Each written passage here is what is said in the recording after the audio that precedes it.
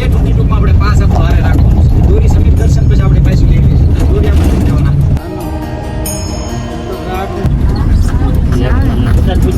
તારે કોણ જીતાડવાનું છે? તારે કોણ જીતાડવાનું? સાળંગપુર જિંદાબાદ. ભાવનગર જ હોય ને.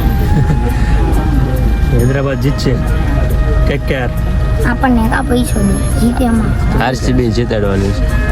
આરસીબી હોય તો જીતે ને. પણ લાવવું હોય તો પાછું ઈ હવે જોઈ જો એક મોકો ન આપે યાર. એને જો મને શું છે મને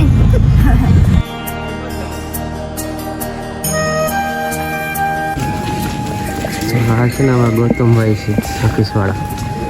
આમના હસ્તકે માયા છે. આપણી જોડે કાનજીભાઈ છે.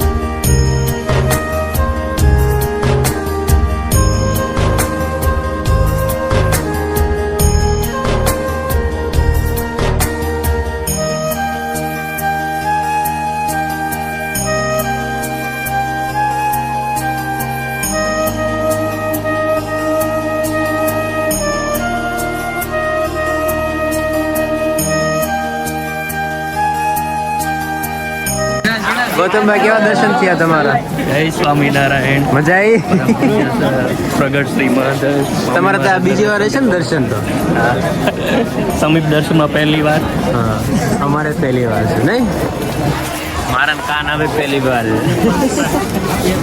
આટલી નજીકથી પહેલી વાર જોયા અમે.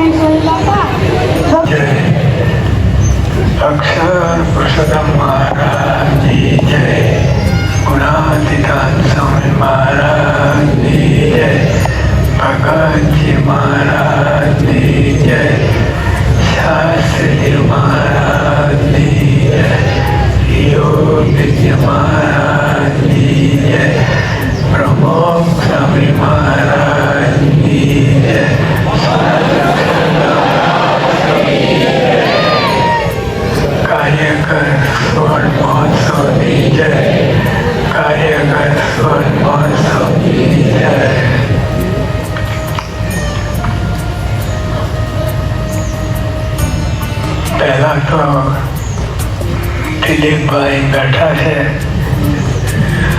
અમારે ગમત થયેલી બધા સભામાં તમે બધા બેઠા છો. એ રીતે સજમત થઈને બધા બેઠેલા હતા અને દિલીપભાઈ આવ્યા, એમના પગલા પડ્યા, બંધ સભા ફરી ગઈ. દિલીપભાઈ સામે જોવા લાગ્યા. પછી બધી માંડ ઠાર પડ્યું. એ ગમત થઈ.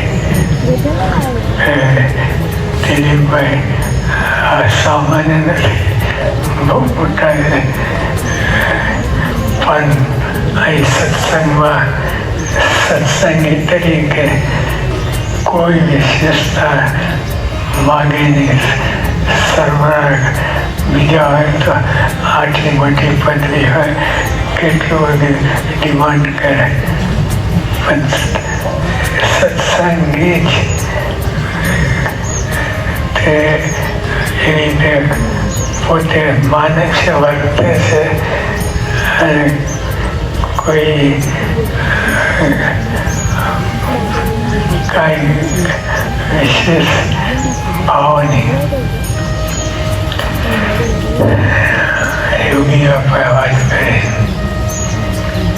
સરસપણાનો મોટો ગુણ શીખવો. સરસપણાનો મોટો ગુણ, સરસપણાનો ગુણ શીખવો એવું નથી, મોટો ગુણ શીખવો.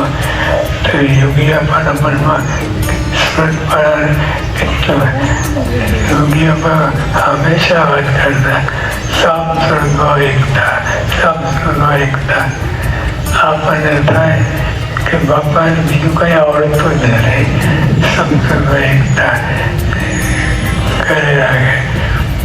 પણ આજે બધા આપણે સમજીએ છીએ ત્યારે આપણને ખ્યાલ આવે છે કે સ્વરૂપમાં મોટો ગુણ,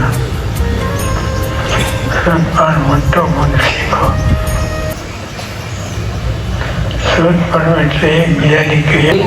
સાથે સાથે બહારની કોઈ ખાટપીટ તેઓ ક્યારેય ખાતા નથી અને રવિ સભા અવશ્ય ભરે છે એવા એમના દ્રઢ નિયમો છે. તો એવા દિલીપભાઈને પરમ પૂજ્ય સ્વામીશ્રી આશીર્વાદ પ્રદાન કરી રહ્યા છે. પૂજ્ય વિવેક સાગર સ્વામી ભારતીયરાથી તેમનો સત્કાર કરી રહ્યા છે.